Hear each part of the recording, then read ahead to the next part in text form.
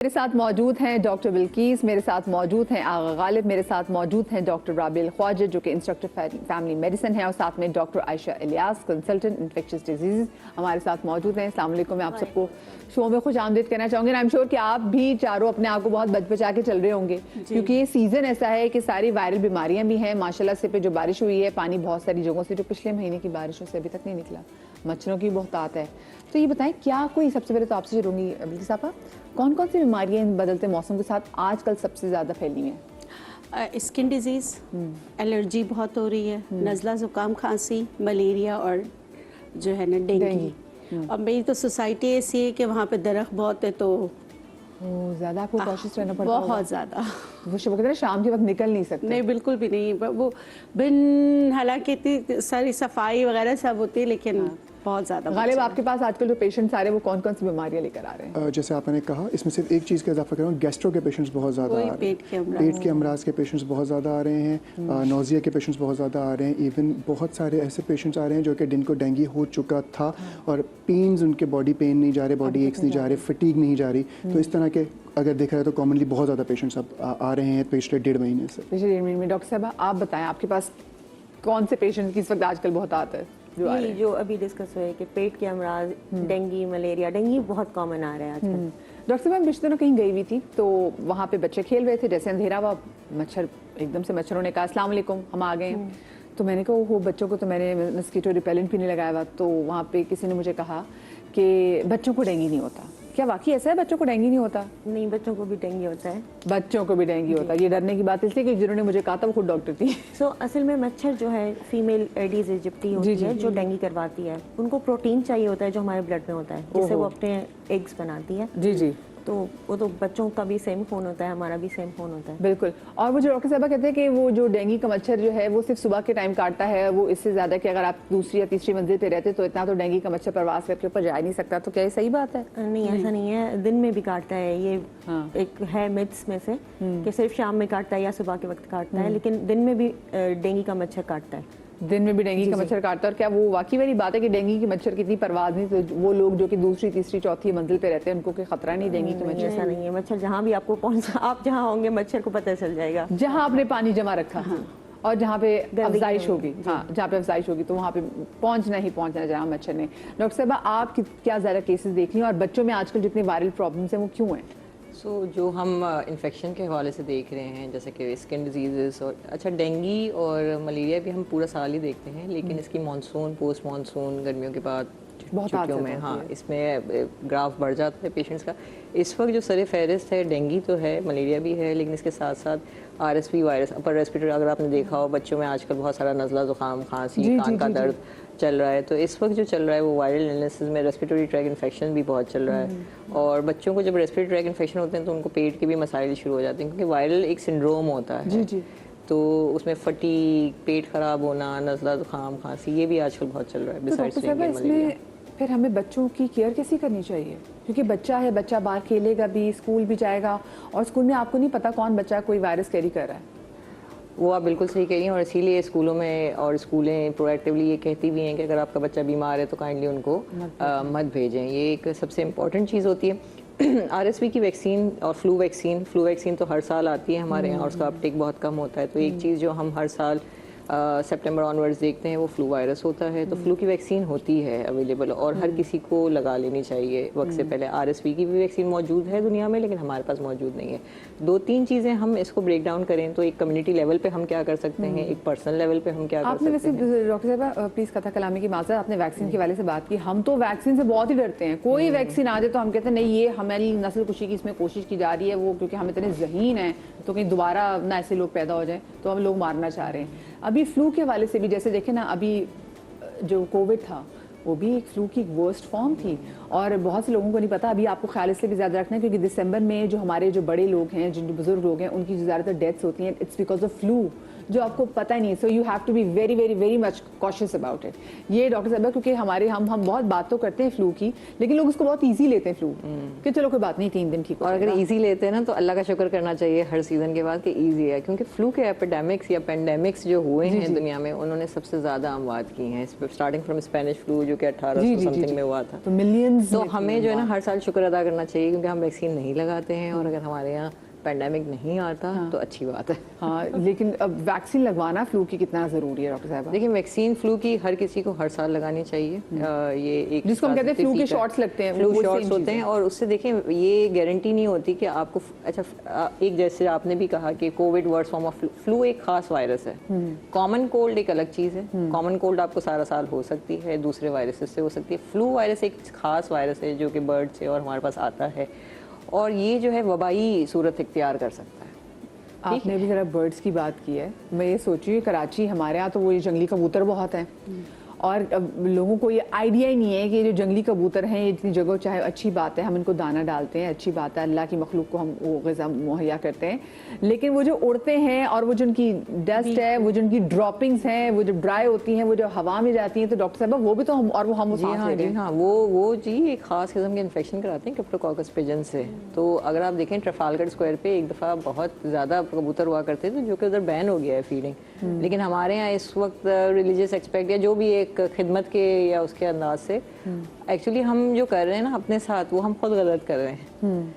तो बर्ड्स को और पिजन्स की फीडिंग देखें, आप खाना रोक लेंगे ना तो वो उधर से माइग्रेट कर जाएंगे, लेकिन हम खुद ही अपने उसको दावत दे रहे हैं। अच्छा, ये भी वाकई अगर हम खाना रोक लेंगे तो माइग्रेट कर जाएंगे, ऐसा नहीं कि वो मर जाएंगे, ऑफ कोर्स वो हम जैसे थोड़ी है कि एक जगह बैठे रह जाएंगे, वो आगे उड़ के चले जाएंगे। मुझे बताएं डॉक्टर बिल्किस, ये जो हम बार बार बात करते हैं कि जो हमारा इम्यून सिस्टम पहले के मुकाबले में अब बहुत ज़्यादा वीक हो गया है, क्या वाकई ऐसा ही है? जी बिल्कुल ऐसा ही है, क्योंकि हम हाइजीन के नाम पे हाईजेक हो गए। पहले हम पानी उबालते थे, उसमें भी इतनी चीज़ें नहीं होती थी, पानी उबालते थे घर में सब कुछ, लेकिन अब जो है ना हम बॉटल का पानी लेना ज़्यादा बेहतर समझते हैं। पहले के ज़माने में ऐसा बॉटल का पानी साफ है, साफ जी बिल्कुल ऐसे समझते हैं, क्योंकि इसमें भी चीज़ें डली हुई होती है ना इसको न्यूट्रल करने के लिए।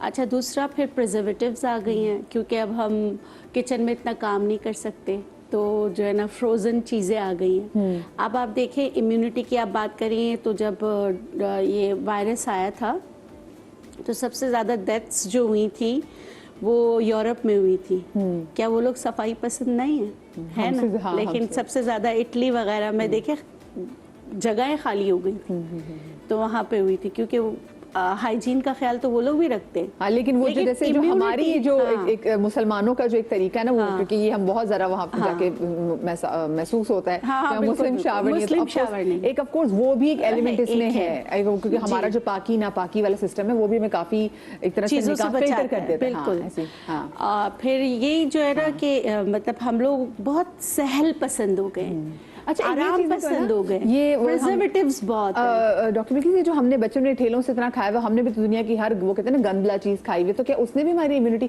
जैसे हम मिलेनियल्स की बात करो तो हमारी इम्यूनिटी स्ट्रांग है, जो हमसे जो आगे छोटी वाली जनरेशन जेनजी वगैरह वो छोटी सी बात पे बीमार हो जाते हैं। बिल्कुल बिल्कुल, हमारी इम्यूनिटी इसीलिए स्ट्रांग थी ना, हम लक्कड़ हजम पत्थर हजम थे, हम मिट्टी के साथ खेलते थे। तो देखिए पूरी दुनिया में कहते हैं कि मिट्टी के साथ अगर आप खेलते हैं, अब हम अपने बच्चों को नहीं खेलने देते, नहीं एस्थमा हो जाएगा, ये हो जाएगा, हम रोक लेते। अव्वल तो मिट्टी है ही नहीं कि वो जिसके साथ खेला जाए, हम तो पिट्टू गरम और क्या क्या हमने नहीं खेला है, बाहरी आउटडोर गेम्स ज्यादा थी। अब तो स्कूल इतने से हो गए, छोटे ऐसे मंजिलें बना दिए स्कूल में, और आप स्कूल भी वो वाले ग्राउंड का है, स्कूल में कहाँ पीटी होती है, कहाँ पे बच्चों की इम्यूनिटी स्ट्रांग होती है, कहाँ मतलब कि एक्स्ट्रा एक्टिविटीज़ वगैरह जो है बड़े बड़े स्कूलों में है, लेकिन बहुत कदरे कम हो गई है चीज़ें। हमने अपना लाइफस्टाइल बदल दिया है, हम जैसे सहल पसंद हो गए, हमें कुछ भी चाहिए होता है। पहले घर में मसाले बनाए जाते थे, अब डब्बों के मसाले, अब वो उसका जायका भी ऐसा, अदरक लहसुन के पेस्ट मिल जाते हैं। आपने सहल पसंद आपने कहना, मुझे याद है छोटे होते थे तो कभी तंदूर से रोटी लेके आनी थी तो अबू कहते चलो पैदल ही चलते हैं, तो हम अबू के साथ पैदल चलते थे, साइकिल छोटे थे पैदल लेकर आ जाते, बड़े आराम से हमारी वॉक भी हो जाती थी। मेरे अबू को वॉक का वैसे ही बड़ा शौक होता था कि चलो बच्चे वॉक करें। अब तो हम बच्चों को, बच्चे 2 कदम चलते हैं तो बच्चे हफ जाते हैं, बच्चे कहते हैं हमसे नहीं चला आ रहा है ना, तो वो ये चीज़ें देख रहे हैं। ये आपके नज़दीक ऐसा क्यों है? अगर हम बात करें हमारे इम्यून सिस्टम, और बहुत सारी देखें हम श्योर हम गलतियाँ कर रहे हैं, उनमें से आपको बड़ी मैसिव गलती क्या लगती है वाली? सबसे पहले जैसे डॉक्टर साहब ने भी कहा कि डिफरेंट किस्म के प्रिजर्वेटिव्स और लाइफ स्टाइल हमने बहुत ज़्यादा अपना ख़राब कर लिया। फिर अगर हम देखें कि हम लोगों ने अपने जितने भी इंग्रेडिएंट्स हैं जो हम खाना खाते हैं, मैं अक्सर ये बात करता हूँ, हमने उन सब को जो है वो केमिकलाइज कर दिया है, बगैर यूरिया के और बगैर पेस्टिसाइड्स के हमारा ना अनाज है, ना फ्रूट है, ना वेजिटेबल है। ऑब्वियसली उसकी जो एक तासीर थी, जो ग़िज़ाइयत थी, वो हमने खुद कम कर दी है GMO सीड्स की वजह से। तो ऑब्वियसली वो कहीं ना कहीं आपके जितने भी ingredients को पीसते थे मसाले, और फिर हम उसको ग्राइंडर में पीसते हैं, तो वो उसका भी ऑफ कोर्स जो ब्लेड से पीसी जा रही है, जी फर्क पड़ता है। पत्थर से आज भी तहकीक हुई है कि पत्थर से पिसा हुआ जो स्पाइसेस ही कहूँगा मैं, जो स्पाइसेस होते हैं उनकी तासीर भी ज़्यादा होती है, उनकी इफेक्टिविटी भी ज़्यादा होती है। आपको लगता है माइक्रोवेव ओवन ने बड़ा काम खराब किया है? जितनी भी रिसर्च है, देखें चीज़ें बहुत सारी ऐसी आई हैं जिन्होंने हमें आसानी पैदा की है हमारे लिए, लेकिन उनके साथ सबके लिए तो उसके साथ कुछ प्रिकॉशंस भी दिए हैं। माइक्रोवेव में प्लास्टिक का इस्तेमाल और डिफरेंट जो नॉन माइक्रोवेव बर्तन होते हैं उनका इस्तेमाल मना है, हमने बचपन से सुना है। आज अगर देखा जाए तो घर में काम करने वाली खवातीन भी, और जो काम हाउस हेल्प होती है, हाउस हेल्प है, वो तो देखती ही नहीं है कि कर क्या रहे हैं। जी, तो वो कुछ भी डालते हैं। मैं तो अभी थोड़े दिन पहले ढाँप के भी नहीं रखते, जी नहीं रखते, और उसके साथ पूरा पतीला रख दिया बगैर ढाके। मैं तो ये भी देखा है माइक्रोवेव जल गया क्योंकि साहब ने पूरा पतीला रख दिया। तो बहुत सारे प्रिकॉशंस होते हैं जो कि शायद हम लोग नहीं फॉलो कर रहे, और वो बहुत बड़ी वजह है। और फिर जब हम अपना ताल्लुक अपनी मिट्टी से ख़त्म कर लेंगे तो बहुत सारी बीमारियां आएंगी, ऑब्वियस सी चीज़ है। सही। अच्छा मुझे बताएं, ये हर साल हम देखते हैं कितना हुकूमत पाकिस्तान इतनी अवेयरनेस फैलाती है डेंगू से बचाव के लिए, मलेरिया से बचाव के लिए, पर उसके बावजूद डॉक्टर साहब ये केसेस हमारे कम नहीं हो रहे, वाई? प्रिवेंशन दो चीज़ें हैं ना, एक तो बीमारी हो जाए उसको सही से ट्रीट किया जाए, दूसरा है प्रिवेंशन। जो हमारा इंडिविजुअल लेवल पे प्रिवेंशन का काम है ना, वो मेरे ख्याल में लेकिंग है, गवर्नमेंट लेवल पे भी लेकिंग है। क्योंकि अभी मैं रास्ते में आते हुए कितने पॉट होल्स देखे हैं जहाँ पानी भरा हुआ था, जहाँ पे एक बहुत साजगार माहौल है, जहाँ पे मच्छर आपका ग्रो कर सकता है। तो वो तो हर जगह है। कल बारिश जो हुई है उसके बाद दोबारा से ये मज़ीद बढ़ेंगे। तो एक तो इंडिविजुअल लेवल पे जैसे बात हुई कि हम खुद अपना ख्याल कैसे रखें।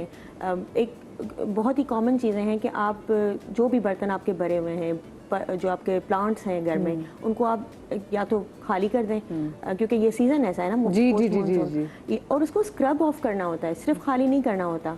जब आप स्क्रब ऑफ नहीं करते तो वो लार्वा जो है ना, उसके एग्स वो उस पर जो भी पॉट है या जो भी बर्तन है उस पर लगे हुए होते हैं, तो वो ग्रो कर रहे होते हैं, चाहे बेशक आपने पानी उसका खाली कर दिया। You have to scrub it off ताकि वो क्लीन हो। ओके, ये तो मैं किसी ने बताया ही नहीं।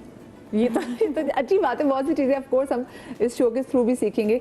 अच्छा मुझे बताएं, हमें पता कैसे चलता है, क्योंकि आजकल लोग हम देख रहे हैं कि लोगों में एकदम से वीकनेस बहुत ज़्यादा हो गई है, और लोगों को बुखार होता है, तो वो बुखार जो लोगों के तकरीबन हफ्ते तक बुखार चल रहा है। अब लोग भी कंफ्यूज हैं कि हम, और डर भी रहते हैं कि ऐसा ना हो कि अगर हम अपना डेंगू का जाके टेस्ट कराएं तो वो एकदम पॉजिटिव आ जाए, फिर तो मलेरिया ना निकले, ना टाइफाइड निकले, क्योंकि बिकॉज ऑफ कोर्स टाइफाइड भी मौजूद ही है। तो अलामात क्या होती हैं एकदम से अगर हम फ़ौरन पकड़ लें? अच्छा, जो डेंगू के अलामात हैं उमूमन ये तीनों चीज़ें फीवर के साथ आती हैं जिनका आपने नाम लिया, डेंगू है, मलेरिया है या टाइफाइड है।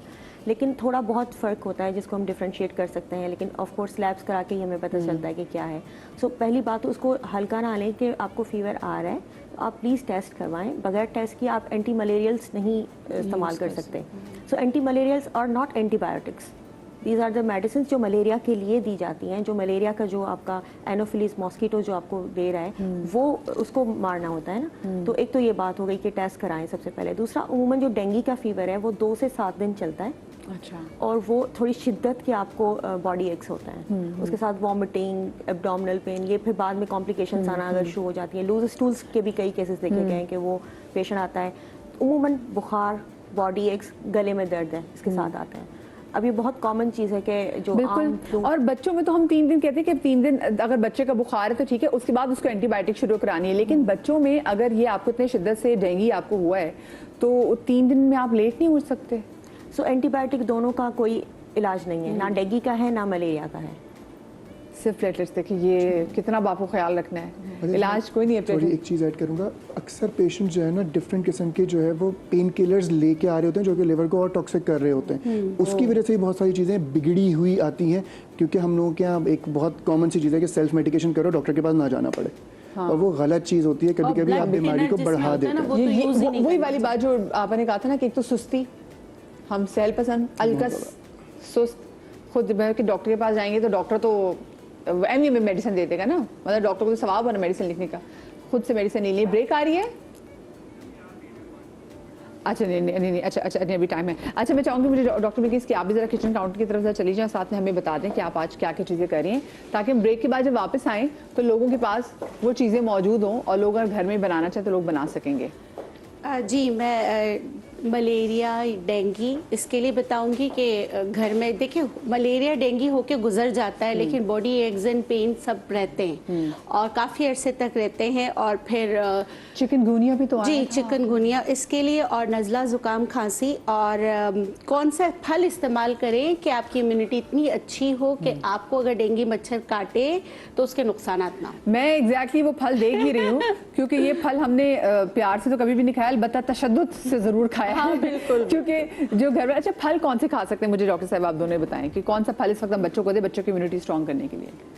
सही है। सो देखिए, दो तीन चीज़ें जो भी मैं सुन रही थी, it's not just our immunity, हमने माहौलियाती जो तब्दीली हुई है, इसके अलावा एयर क्वालिटी इंडेक्स जो हमारा ख़राब हुआ है, this is all pack and parcel. जी, क्लाइमेट चेंज का पार्ट है। क्लाइमेट चेंज की वजह से ब्रीडिंग स्पेसेस ज़्यादा हो गई हैं, क्लाइमेट चेंज की वजह से बारिशें ज़्यादा हो रही हैं, शादी ज़्यादा हो रही है, तो ये भी, और इम्यूनिटी कम होना, आई एम नॉट श्योर कोई हमारे पास आर्बिट्री ऑब्जेक्टिवली ये नहीं है कि हमारे बच्चों की इम्यूनिटी कम हो गई है, but we are being exposed to lot more viruses. Doctor साहब, अब लाहौर में आप देखें, आपने बहुत अच्छा किया जो एयर क्वालिटी इंडेक्स के वाले से आपने बात की, लाहौर का सब दुनिया भर का वर्स्ट है, और अभी स्मॉग नहीं आई, अभी स्मॉग नहीं आई, अभी फॉग नहीं आई, तो अभी ये सिचुएशन है। तो यहाँ पे तो मेरे ख्याल से अब वो जो मास्क वाली चीज़ है बिल्कुल ऐसे ही है, और देखिए ये चीज़ें सारी रिवर्स हो सकती हैं। चाइना की एयर क्वालिटी एक वक्त में बहुत दुनिया में ख़राब थी, लेकिन उन्होंने काम करके उसको बेहतर कर दिया है। तो मेरा ख्याल है कि it's an pack and parcel, हम सिर्फ अपनी इम्यूनिटी एक चीज़ पे काम नहीं कर सकते, it has to be an holistic approach कि सफाई रखें, हम क्लाइमेट चेंज को एक्चुअली सीरियस लें, ये मसले हैं। अच्छा, अर्बनाइजेशन, आपको पता है क्या डेंगू मलेरिया ये जूनोटिक इन्फेक्शन है। जूनोटिक इन्फेक्शन का मतलब ये होता है कि ये जानवर से मिले हैं, ठीक है, ये इंसानों के लिए बने नहीं थे वायरसेस, ठीक है। हम चले गए, जो रियल एस्टेट डेवलपमेंट होती है वो क्या करती है, डिफॉरेस्टेशन करते हैं, अर्बनाइजेशन जो होती है, तो हम उनके बिल में चले गए जानवरों के, हमारी जो प्रॉपर्टीज बनी, मतलब हमारा इनसे कोई लेना देना नहीं था, वो तो हमने इनको खुद दावत दे दी, एक्सीडेंटल हम उसके होस्ट हो गए। ओके, सो देखिए, इस वजह से भी जितनी अर्बनाइजेशन होगी उस वजह से ये बीमारियां आती रहेंगी, and viruses are becoming stronger, that's one of the also factors. और वायरसेस अभी बहुत सारे, हम मजीद बात भी करेंगे। डॉक्टर बिल्किस जल्दी से मुझे बता दें क्या क्या चीज़ें, एक तो आप फल बताएंगी जो मलेरिया से बचाता है, और उसके अलावा डेंगू हो जाए या आपको मलेरिया हो जाए तो उसके मतलब कि कौन सी मेडिसिन, हर्बल मेडिसिन है आप ले सकते हैं, बॉडी एक्स एंड पेन को भी कंट्रोल करेगा। मुझे भी शदीद जरूरत है। हाँ, बिल्कुल वो, और नज़ला ज़ुकाम खांसी और स्किन पे जो रैशेस वगैरह हो जाते हैं इस मौसम में, तो उसके लिए भी एक रेमेडी है, क्योंकि छोटे छोटे से दाने वाकई आए हुए हैं और वो खुश्की भी, डैंड्रफ बहुत ज़्यादा बढ़ गई। छोटी सी ब्रेक ले रहे जी, ब्रेक के बाद हाजिर होते हैं।